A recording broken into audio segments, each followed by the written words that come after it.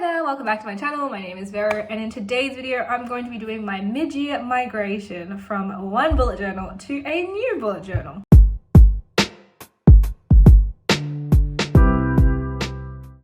So I've just completed my 2021 part 1 bullet journal, and I am now doing my 2021 part 2 journal. And just before we move on to the whole video, do you like my earrings? Because I made them. Oh, they're so cute. Anyway, I have an obsession with Fimo or polymer clay now. 100% going to be hopefully making a video on that where I do my own earrings for a change. I think they're so fun and it's so trendy and I really like it. Anyway, back to this video. So if you don't know what a mid-year migration is, basically everyone who has this general size of bullet journal with 120 to 160 GSM means that they've run out of space at a certain time and they need to migrate from one journal to another one. And the question is whether you migrate all of your beginning of the year spreads. So for me, I have like my future log, my mood, my books, my themes, my finances, and all of those kind of things. And I'm going to just select the ones that need to be migrated into the new journal. And then the ones that don't, then I will just keep referring to them in this old journal that I have here. I hope that makes sense. I hope I explain it sort of better during this video. If I don't, please feel free to leave a comment and ask if you need any more clarifications. But that's basically what I'm going to be doing. And yeah, let's get into it. So we've reached the end of my very first journal of 2021. Here's a very quick flip through of all the spreads that I've had during the year. This journal was amazing. I had so much fun in it. As you can see, I only had like 2.5 pages left, which I'm using for my end of month review. Now onto my new journal, which is an Archer and Olive A5 journal that I got from the December subscription box. And I'm going to be setting up for the rest of the year, so from July to December 2021. So I'm going to start off by writing my name in the front cover. I do this with every single journal. It just means it belongs to me. Because I still have spreads left over in my previous journal, I'm not migrating every single spread into this new journal. So if you want to see me set up my 2021 first half of the year journal, go and check it out on this card that I'm linking at the top of the video. And I'm sticking with the same theme because it's the same year. And basically what I do is I'm doing these blue and green leaves on the cover page. I then went in with a black pen to write out 2021 in this very nice font. It took me ages just to be able to like elaborate this font with a pencil. I don't know why it took so long, but it did. Anyway, it turned out really, really nice and I'm so happy about it. With the effect of the leaves, sometimes the leaves are over the number, and sometimes they are under the number, which gives it a really, really nice effect of, I don't know what you would call this effect, but it just looks really nice. To add the details, I just wrote out part 2 on the bottom, and that is my cover page. So just before we move on, I wanted to talk about my theme for the beginning half of my journal, and it's these blue and green leaves, and they pretty much became my signature leaves for the beginning of the year, which I'm really happy about. And I'm just going to insert some pictures of the themes of the spread, that I did in my previous journal. And don't forget to head on over to my Instagram to see a close-up of those ones because I really, really love them. My next spread is my year at a glance, and I've gone with a completely different layout than I usually do. Usually I just put it on one page. It doesn't need to be very aesthetic. I just need it to be functional. But I was really inspired by this post. I'm just putting a quick picture here from Instagram, and it was so beautiful that I needed to recreate it. So this is my recreation of that spread, and yeah. So I began by painting out my leaves again at the top left corner on the top left corner, and I wanted to recreate that same effect that I had on my cover page with the leaves kind of overlapping on the letters. However, this did not work at all. I don't know why. I totally butchered the first word, the word year, and it just looked really, really bad. So if I have to do this again, I would just write the letters out and just overlap them and then just be done with this. This whole effect was just so annoying, but at least it looks nice anyway. Also, if you paid close enough attention to my time-lapse, you would have seen the cat just like poking into the frame. She was trying to drink my painting water. So as you can see in this clip, I was really struggling to write the word year because of the overlapping with the leaves. So this is just super annoying, but whatever, I moved on and then I was just able to write year at a glance on the top.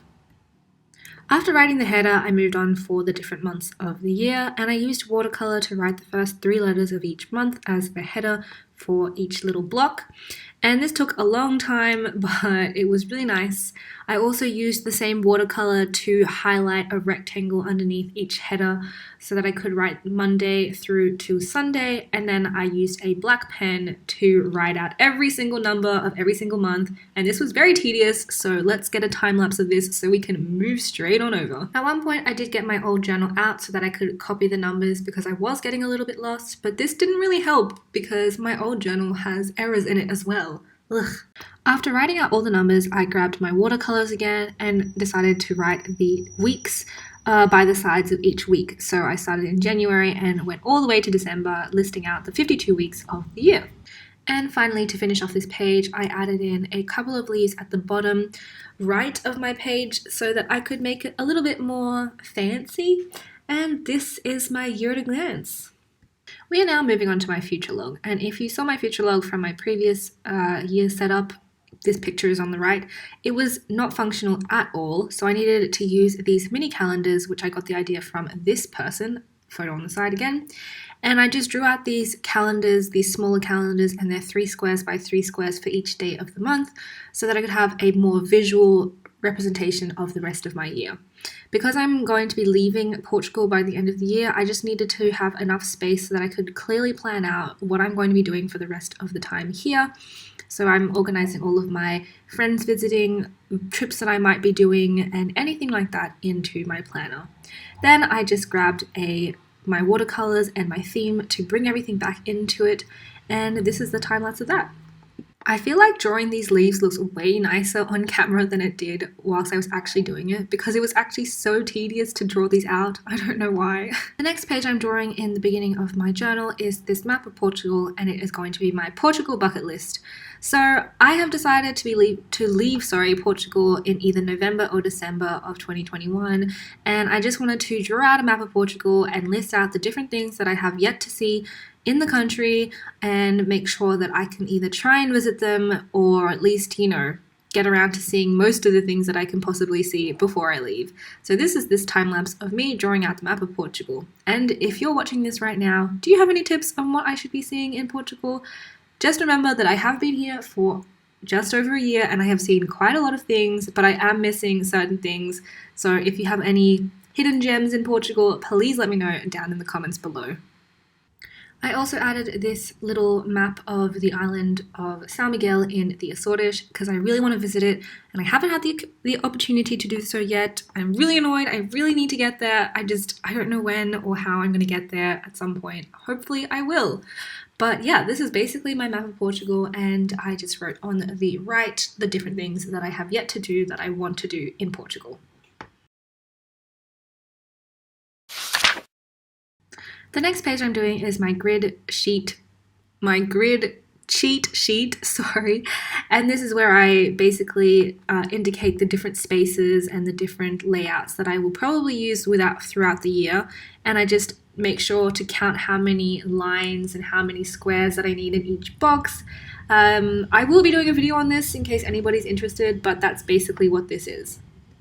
In my previous journal from 2021, I put the grid cheat sheet at the back of the journal, and I thought that this didn't really work as well, so I'm going to try at the front of the journal this time and see if that works better for me. Let's now move on to the very last step of my process, and that is cutting out my tabs. So I made sure throughout this whole video to at least leave space on the borders so that I could cut out tabs. And if you happen to have been following along with this video, I hope you left space. And if you didn't, then I'm really sorry for springing this on you at the very last second. But basically, I love having tabs in my journal. It's something that I started in 2019, and it was really cool. It's really nice to have it on these thick pages because they actually serve as tabs, whereas in a Leuchtturm 1917 it's just like flimsy paper, so the tabs don't work as well. And if you want to cut out tabs, basically I count about 5 squares for each tab. I think these ones are actually just 4 squares. And then what I do is I cut a rounded edge for the tab, and then I'm going to color it in at the end. Each tab is spaced out for each page so that they don't overlap, and it just makes it look really, really nice and I think more professional. Because you can't actually see the tabs really well on camera and in real life either, it was really important to me to make sure that I added color to my tabs. So that's what I do with my Crayola Super Tips, and I just color each tab in a different color, and then I write the corresponding page on the tab. Again, if you're not too familiar with how tabs work or how to create them, I will be making a video about this, so stay tuned for that. And if at the time you're watching this video I have already put the tabs video out, then you can click on the card at the top. After completing everything, I still had one last blank page, and though I could have left it for a notes page, I decided to transform it into a quotes page.